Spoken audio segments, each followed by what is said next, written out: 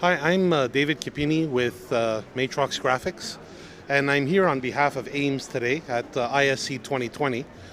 And I'm here to do a introduction to the IPMX standard.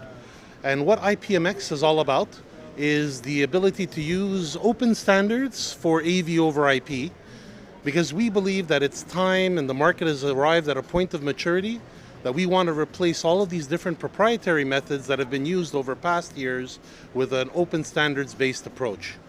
And to that end, we've latched on to a group of different standards that we've put together that can solve the AV over IP problem. And we believe that open standards are going to allow this market to really take off and hockey stick into the future. If you want to learn more, go to aimsalliance.org.